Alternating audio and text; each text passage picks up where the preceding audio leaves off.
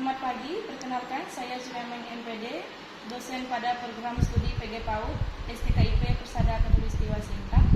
Pada kesempatan kali ini saya ingin menyampaikan bidang pengajaran, yaitu menjelaskan tentang salah satu mata kuliah yang saya ajarkan di semester ganjil, yaitu mata kuliah Asesmen Perkembangan Anak Usia Dini. Mata kuliah ini terdiri atas 14 kali pertemuan dengan bobot 2 SKS dengan kode mata kuliah KKP A13.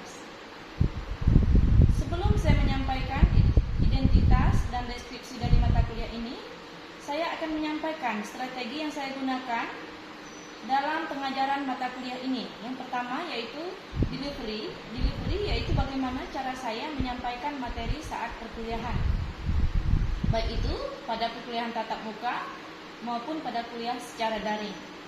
Yang kedua, interaction. Interaction ini bagaimana diskusi dan tanya jawab yang saya gunakan untuk berinteraksi dengan mahasiswa di kelas. Yang ketiga yaitu assessment. Assessment ini tentang sistem penilaian yang saya gunakan pada mata kuliah ini.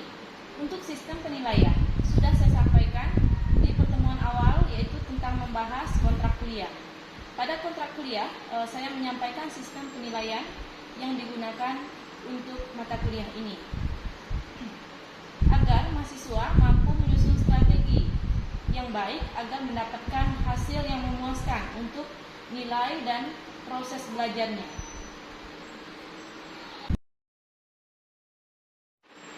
Yang berikutnya, saya ingin menyampaikan deskripsi dari mata kuliah Asesmen Perkembangan Anak Usia Dini.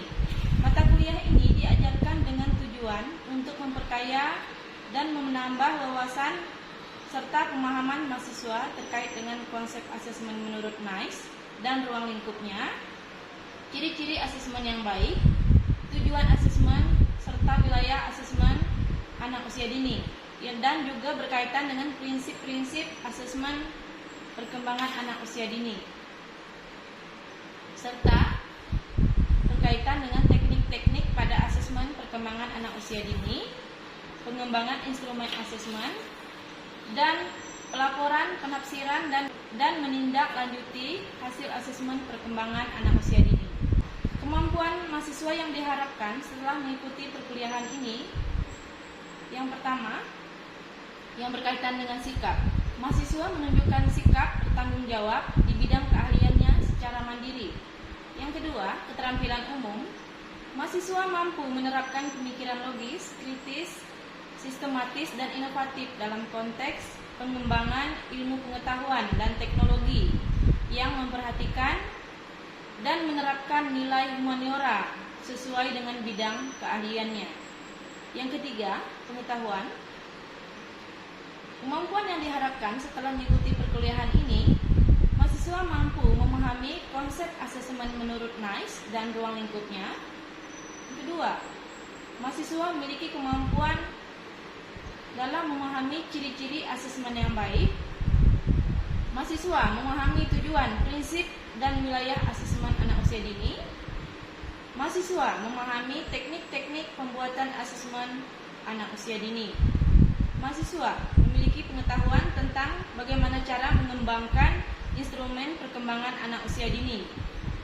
Mahasiswa memahami prosedur bagaimana cara melaksanakan asesmen perkembangan anak usia dini.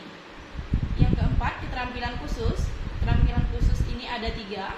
Yang pertama, mahasiswa mampu membuat teknik-teknik asesmen perkembangan anak usia dini.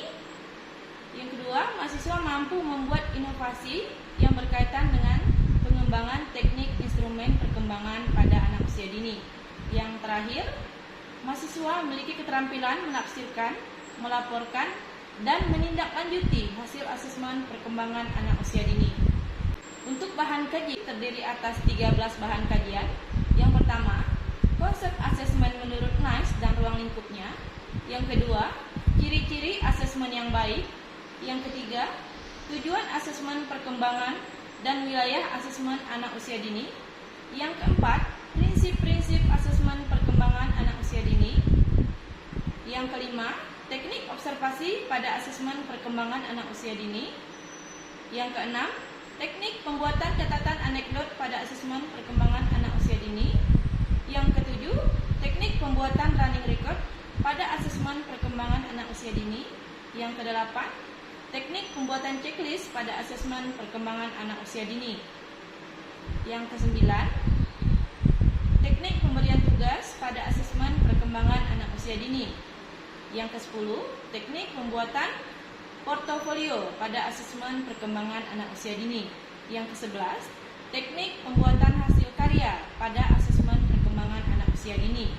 Yang ke-12, pengembangan instrumen asesmen perkembangan anak usia dini. Yang ke-13, menafsirkan, melaporkan, dan tindak lanjut hasil asesmen perkembangan anak usia dini. Adapun model perkuliahan yang digunakan untuk mata kuliah asesmen ini sendiri yaitu 50% secara daring. Pertemuan secara daring menggunakan aplikasi Google Meet sebanyak 7 pertemuan, dan 50% lagi pertemuan dilaksanakan secara tatap muka sebanyak 7 pertemuan. Sistem penilaian yang dilaksanakan pada mata kuliah ini yaitu yang pertama berkaitan dengan partisipasi mahasiswa di kelas, jumlah kehadiran, dan sikap saat mengikuti perkuliahan. Yang kedua, ada presentasi, ada diskusi, ada unjuk kerja ketika praktek membuat teknik-teknik asesmen perkembangan anak usia dini, dan ada tugas terstruktur. Tugas terstruktur dalam bentuk makalah. Dan yang ketiga yaitu ujian tengah semester. Ujian tengah semester ini dalam bentuk ujian tertulis. Yang keempat, ujian akhir semester dilaksanakan dengan bentuk project based learning, yaitu mahasiswa praktek membuat laporan dan menindaklanjuti hasil asesmen perkembangan anak usia dini. Salam sejahtera untuk kita semua. Selamat pagi, Bu. Apa kabar hari ini? Luar biasa. Sehat ya? Sehat, Bu. Ada yang kurang sehat? Sudah, Bu. Sudah makan? Sudah. Kasihan ya kalau belum makan ya. Jadi kalau kuliah pagi itu harus makan dulu di rumah supaya otaknya mampu bekerja dengan efektif. Kemudian hari ini ada yang tidak masuk? Ada, Bu. Siapa? Cynthia. Cynthia, kenapa Cynthia tidak masuk? Banjir. Oh, terdampak banjir. Iya, Bu. Rumahnya di seberang ya? Iya, Bu. Ya, kita berharap semoga banjir itu cepat surut supaya aktivitas kuliah kita bisa berjalan dengan lancar, dan yang teman-teman kalian yang tidak bisa masuk kuliah hari ini bisa masuk minggu depan. Ya, harapannya itu. Kita hari ini belajar tentang catatan anekdot ya, membuat catatan anekdot. Nah, sebelum Ibu menjelaskan catatan anekdot, ada yang masih ingat materi kita minggu lalu? Ada yang masih ingat? Ayo.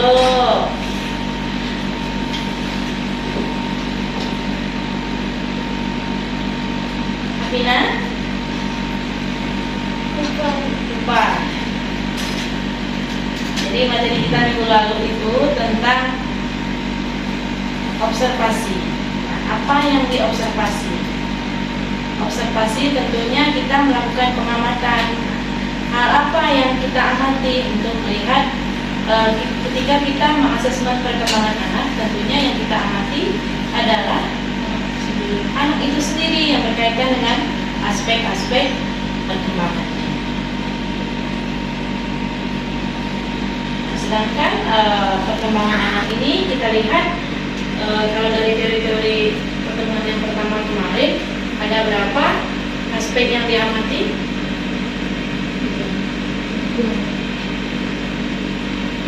Observasi. Ketika kita mengobservasi apa yang kita sebagai guru anak usia ini, apa yang kita lihat, apa yang ingin kita lihat? Coba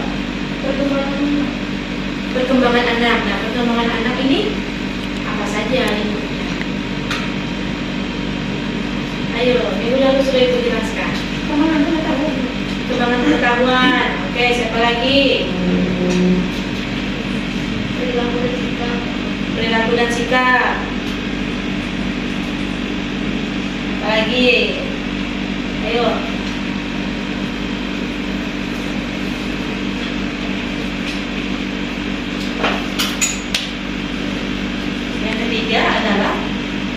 keterampilan, pengetahuan, sikap, keterampilan. Nah, itu yang berkaitan dengan hasil belajar. Kalau yang berkaitan dengan perkembangan anak itu ada 6 aspek perkembangan. Nah, saya rasa kalian pasti tahu, tapi mungkin bingung ya. Nah, itu. Jadi aspek perkembangan anak ini tentunya seluruh indikator dari perkembangan anak yang menjadi aspek amatan guru. Dari misalnya aspek perkembangan kognitif, aspek perkembangan moral spiritual, aspek perkembangan bahasa. Dan yang berikutnya aspek perkembangan psikomotoris, nah, sosial emosional, seni yang terakhir. Jadi ada 6 indikator yang bisa kita amati ketika kita menggunakan.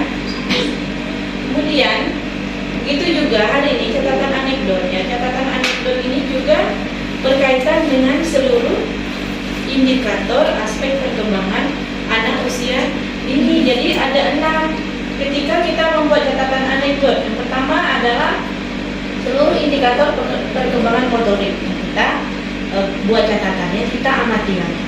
Kemudian yang kedua, seluruh indikator perkembangan bahasa. Contohnya misalnya ketika ingin melihat indikator perkembangan bahasa, tentunya kemampuan misalnya kemampuan anak mengucapkan kosakata. Ada berapa kosakata? Kemudian kemampuan anak merespon apa yang disampaikan oleh ibu guru. Contohnya misalnya ketika ibu guru menyapa, si Apina ini menjawab tidak? Ada yang menjawab, ada yang tidak. Nah, kalau yang tidak juga bisa nanti kita tulis di dalam sebuah catatan anekdot. Itu contoh yang perkembangan bahasa. Kemudian contoh yang perkembangan fisik motorik. Perkembangan fisik motorik yang bisa kita tulis menggunakan catatan anekdot adalah yang berkaitan dengan kemampuan anak untuk menggunakan motorik halus, misalnya kemampuan membentuk play-doh. Play-doh kan dia meremas-remas. Nah, membentuk, memanipulasi bentuk benda. Nah, itu adalah motorik halus. Beda lagi ketika motorik kasar. Motorik kasar misalnya kemampuan anak melewati papan titik yang seimbang tidak kakinya. Ada yang masih ini kan? Mereka kalau lihat melewati kayu atau papan titian, ada yang takut bu, ada yang sama sekali tidak berani kan? Bu, saya takut. Nah, ada yang begitu. Jadi kalau begitu berarti kan belum teramati, belum terlihat kemampuan dari motorik kasar. Kemudian kita melanjutkan mengenai catatan anekdot itu sendiri. Catatan anekdot itu sendiri merupakan catatan kejadian khusus, peristiwa khusus mengenai perilaku yang ditampilkan anak pada situasi tertentu. Perilaku khusus, jadi tidak semua perilaku ditulis ataupun dinilai menggunakan catatan anekdot. Jadi hanya perilaku khusus yang guru tulis menggunakan catatan anekdot. Sampai di sini bisa dipahami ya? Bisa. Kemudian catatan anekdot ini ditulis dengan singkat. Maksudnya apa? Jadi kalimatnya tidak panjang. Jadi hanya menuliskan peristiwa yang terjadi mengenai perilaku anak yang ditulis secara singkat. Kalimatnya tidak panjang. Nanti kalian melihat ada contohnya, ada contoh catatan anekdot. Kemudian yang berikutnya adalah catatan anekdot ini menjelaskan sesuatu yang faktual yang benar-benar terjadi. Jadi catatan anekdot ini guru tidak boleh membuat catatan anekdot ini secara subjektif, ya, bukan, dan juga bukan peristiwa yang tidak terjadi, harus benar-benar terjadi. Contohnya hari ini peristiwa khususnya ketika misalnya tadi ya, ketika kita masuk kelas ada yang terlambat, misalnya ada satu orang yang terlambat. Nah, itu peristiwa khusus. Jadi anak ini mahasiswa ini ketika terlambat dia sudah merasa di dalam hatinya kan, oh saya terlambat. Begitu juga untuk anak usia dini. Perilaku khusus yang bisa guru nilai menggunakan catatan anekdot.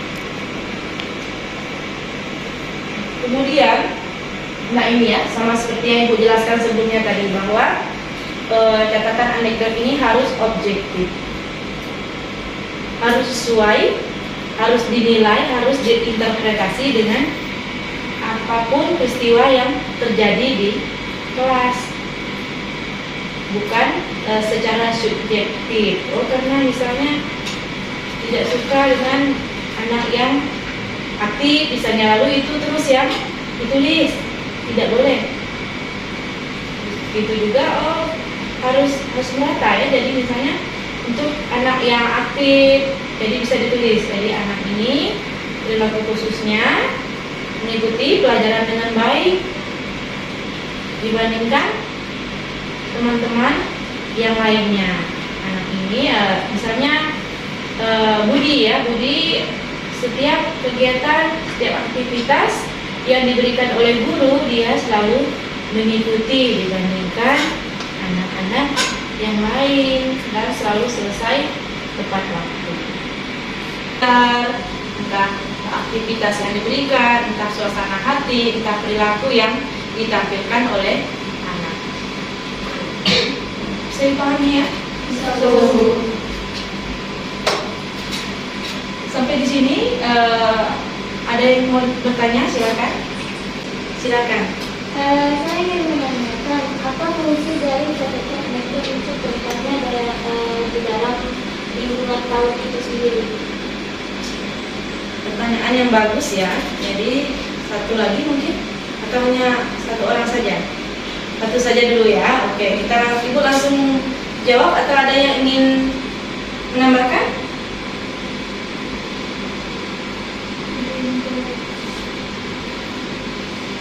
Oke, Ibu langsung jawab. Jadi apa gunanya catatan anekdot untuk kedepannya? Tentunya ada gunanya. Dan setiap catatan anekdot yang dibuat oleh guru adalah untuk melihat perkembangan anak, melihat tingkat perkembangannya. Tentunya ada kemajuan atau tidak, ada masalah atau tidak.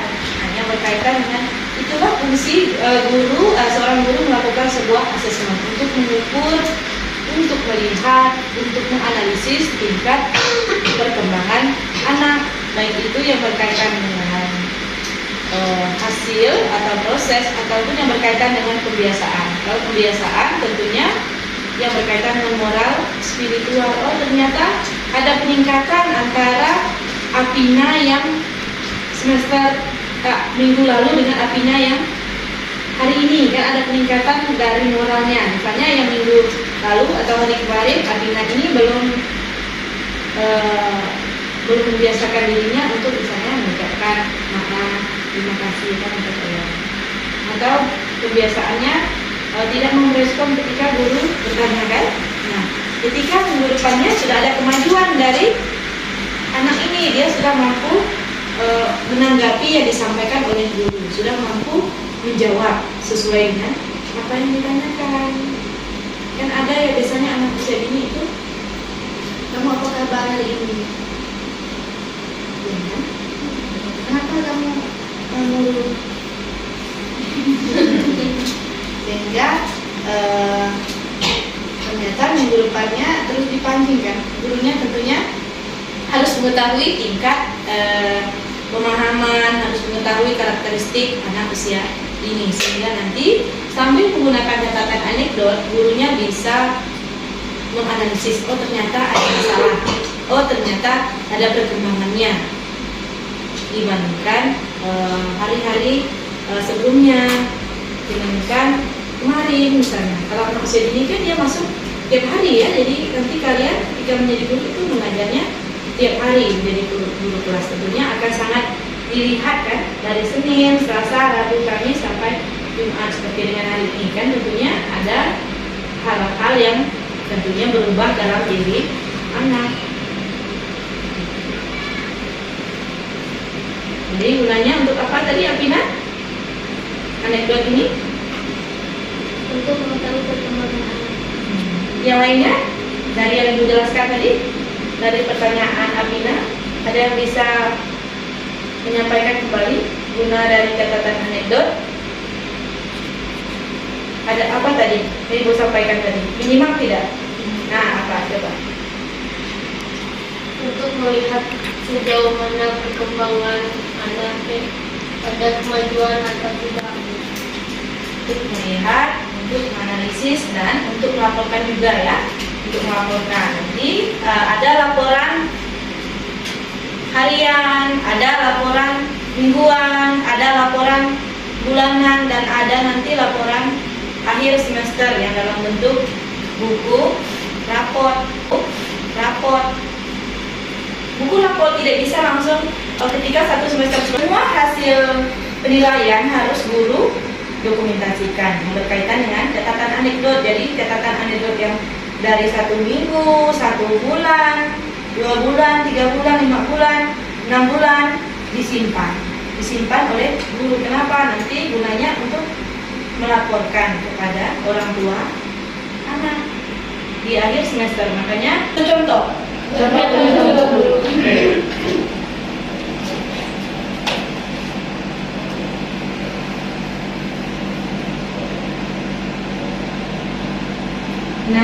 ini dia contoh dari catatan anekdot. Kalian langsung praktek ya, praktek membuat catatan anekdot. Karena mata kuliah kita 2 SKS ya, 1 SKS teori, 1 SKS praktek. Yang berkaitan dengan asesmen memang harus ada praktek. Kalau tidak praktek, kalian bingung kan? Bingung sendiri. Atau masih belum tahu arahnya kemana. Kalau sampai praktek, setelah mendengarkan penjelasan dan ada contohnya, kalian bisa memahami lebih bagus. Jadi silakan.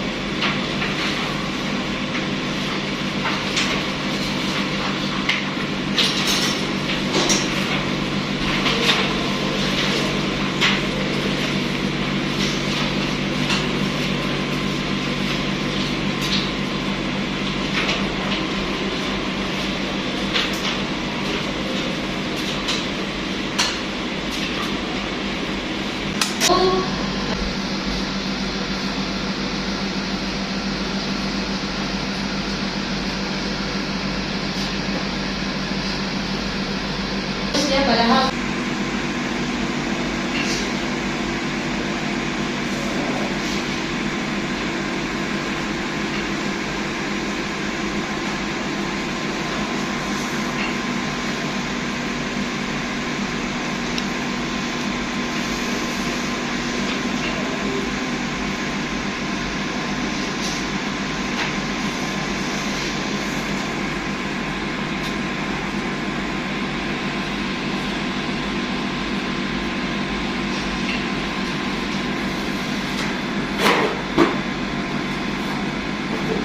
misalnya di belakang.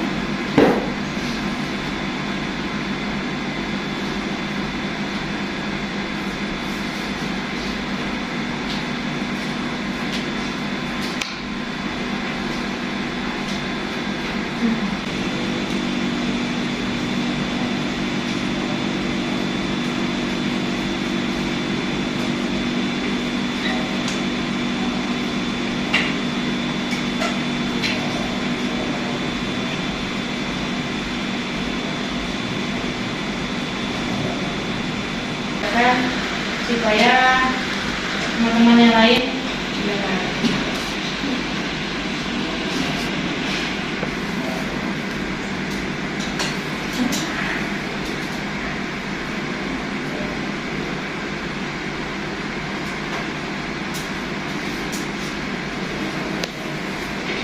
Jadi siapa yang mau membacakan?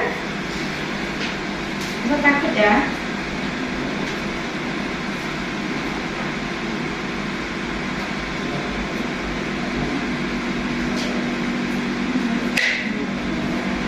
Silakan.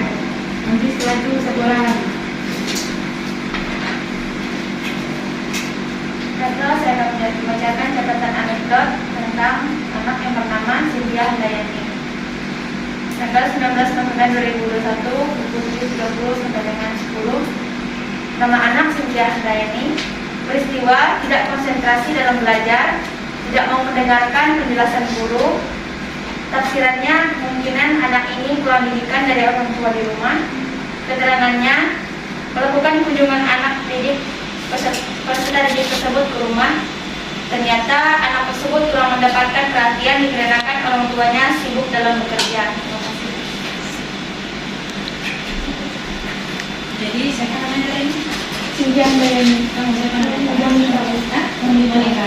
Terus kalau lupa. Jadi Monika, ketika menafsirkan kita tidak boleh yang berkaitan dengan pendidikan ya. Tidak boleh yang berkaitan dengan pendidikan. Kan itu kan karakter ya. Ini kan artinya kita. Jadi kemungkinan kurang komunikasi atau kurang kebiasaan itu boleh. Kemungkinan kurang itu diperbaiki sedikit ya. Yang lainnya sudah bagus gitu ya. Oke, satu lagi silakan. Nama Nana Mardiana, kelompok atau semester B,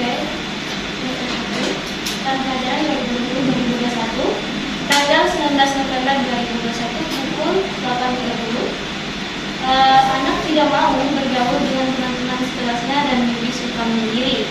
Tafsirannya, kemungkinan pada lingkungan keluarga kurang adanya interaksi antara orang tua dan anak.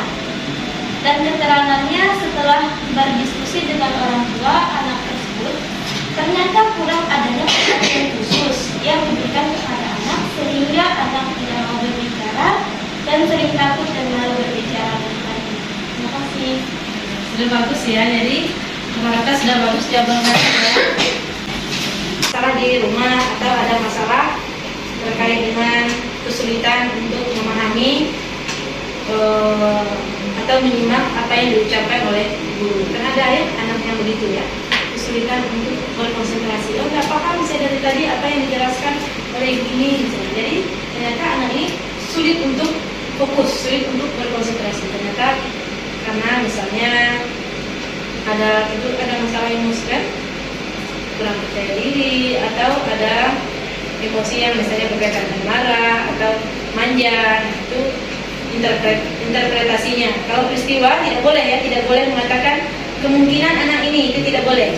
Peristiwa memang hal yang benar-benar terjadi. Kalau tafsiran kita boleh mengira, menginterpretasi. Jadi kalau peristiwa ini bukan kira-kira lagi ya, kemungkinan itu salah. Jadi kalau peristiwa tidak ada lagi kalimatnya kemungkinan. Harus benar-benar peristiwa faktual, peristiwa real yang terjadi saat pembelajaran yang berlangsung di kelas. Sudah paham materi kita hari ini? Sudah paham. Kemudian tugasnya juga, prakteknya sudah menunjukkan kemampuan kalian yang cukup lah ya, cukup, dan ada yang sudah bagus tadi, ada yang masih perlu diperbaiki, itu hal yang wajar. Nanti kita perlu ya, yang masih kurang tadi perlu direvisi dan dibelajar kembali di rumah. Kemudian untuk materi kita hari ini sudah selesai. Terima kasih atas perhatiannya. Sampai jumpa minggu depan. Selamat pagi dan salam sejahtera untuk kita semua. Terima kasih, Bu. Ya. Terima kasih.